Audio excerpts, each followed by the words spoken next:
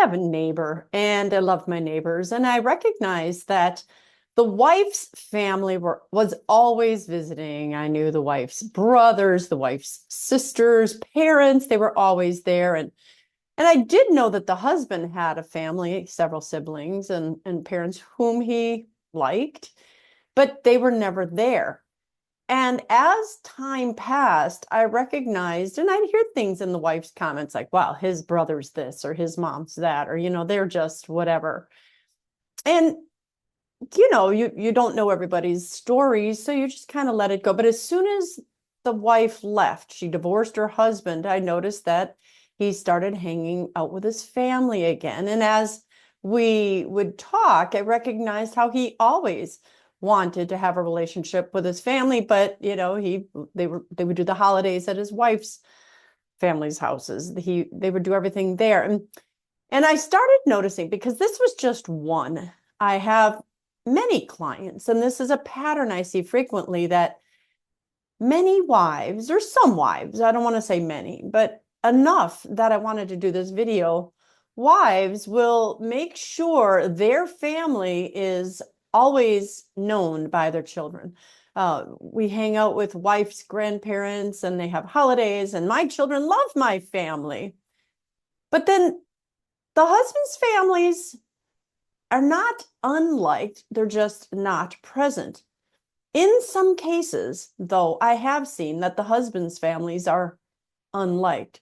One wife said, oh, his brother's this or his parents that, and I don't want that around my kids. And when they would give the examples, they really weren't horrible things. The husband's family wasn't abusive. They weren't whatever. And in some cases, yeah, maybe the dad was a little bit rude or the mom was controlling. But it wasn't enough reason to not keep a relationship with the husband's extended family of origin. And as I've observed through my practice, I see how it really is quite often the wife's responsibility, because a husband isn't typically in the household the relationship builder. He's not the one that's going to say, okay, for Easter, we're going to do this, and for Christmas, we're going to do that. That is typically a responsibility of the wife, to build and to keep and to maintain relationships. So I had one too many this week, and I thought it was time to do a video to say, ladies, you may not like your husband's family, but they're his family. And your children, it's part of their heritage. And I don't know all your private details. Again, I'm talking about people who didn't have any real bad things to report about the family. But your husband does, in fact, quite often want a relationship with his family. He would like to go every now and then to his mom's house for Christmas or for Easter or for something. And that we women often get, and I'm not trying to convict you. I don't know who you are, but it may be convicting you. We get a little bit selfish, like, well, if you're going to do it with my family, cool. And I don't often hear the stories until after a divorce or after a separation. Well, I wanted to hang out with my family, or all of a sudden the family's around and they start coming together. And I'm trying to be sensitive while being direct all at the same time. And maybe I shouldn't. I don't know. But ladies, you need to do a better job of inviting your husband's families, even if you don't especially have anything in common with them. You have their son in common with them. You have his heritage to pass on to your children. They're not going to necessarily teach your kids bad habits. It's saying, this is your family. This is who you're from. What if you're wealthy and his family's poor? What if you're poor and his family's wealthy? What if you're like, oh, well, his mom's always trying to buy the kids, or his dad's always trying to take him to some event that I wouldn't approve of. There is conversation that you'd have to have with your husband. But I know that husbands will do what pleases their wives. And I ask you, what would please God? Is it for you to be selfish? And again, for some of us, it is selfishness. If you're watching this video and it's pinching you, I don't know who you are. I don't know if you're being selfish, but if it's pinching you, maybe you are.